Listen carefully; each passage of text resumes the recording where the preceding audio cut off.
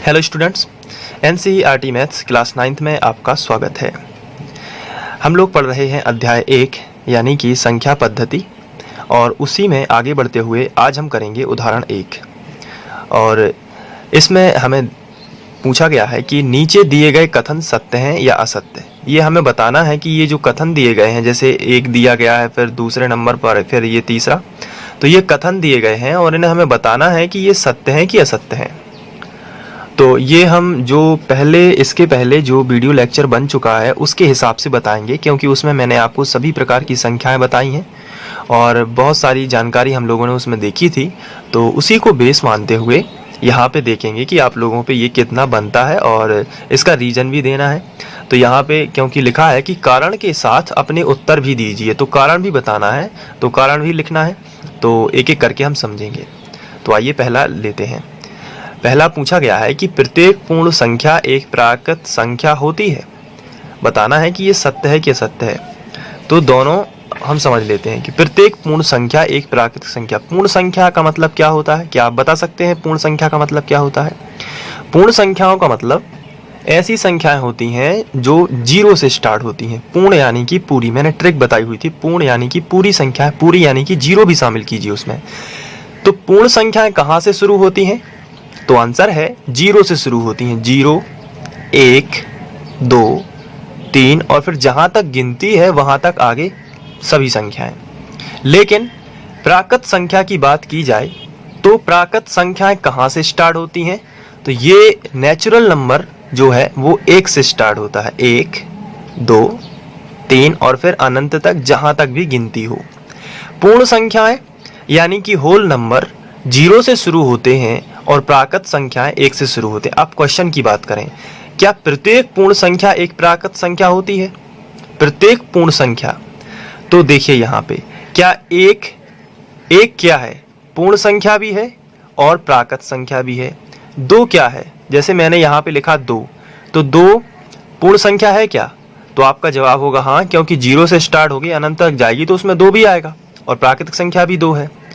लेकिन यहाँ पे पूछा गया है क्या प्रत्येक, यानी कि प्रत्येक का मतलब क्या होता है? हर एक। तो यहाँ पे 0 की बात करें, 0 पूर्ण संख्या तो है, लेकिन क्या 0 प्राकृत संख्या है? क्या आप बता सकते हैं कि 0 पूर्ण संख्या तो है लेकिन प्राकृत संख्या है क्या? तो आपका जवाब होगा नहीं, क्योंकि प्राकृत संख्या तो कहां से शुरू होती है? 1 से शुरू होती है।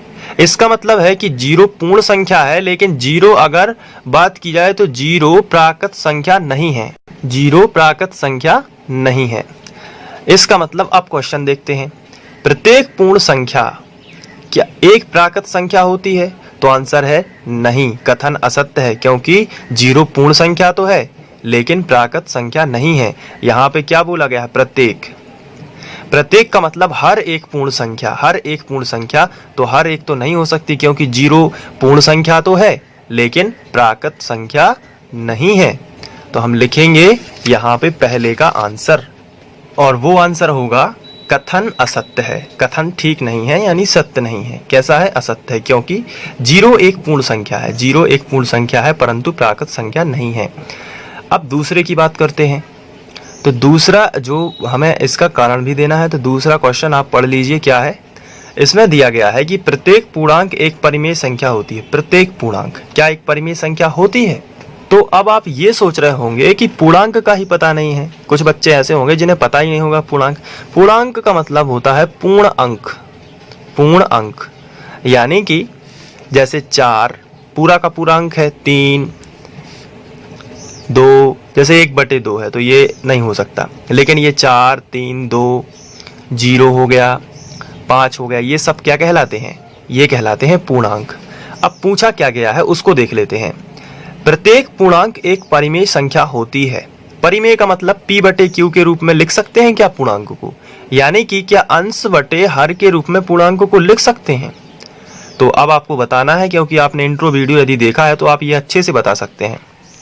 तो इसका आंसर क्या होगा पता है आपको? इसका आंसर होगा हाँ, लिख सकते हैं, क्योंकि इन सबके बटे में हम क्या लिख सकते हैं? 1 लिख सकते हैं। मैंने आपको बताया था यहाँ तक कि 0 के बटे में भी 1 लिख सकते हैं, इसलिए 0 परिमेय संख्या कहलाती है। 5 के बटे में भी 1 लिख सकते हैं।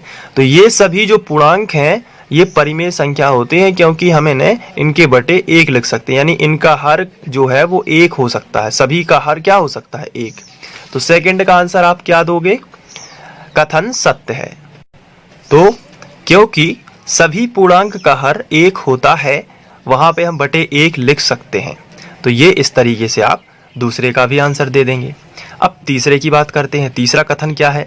तीसरा कथन है प्रत्येक परिमेय संख्या एक पूर्णांक होती है। प्रत्येक परिमेय संख्या एक पूर्णांक होती है, ये हमें बताना है।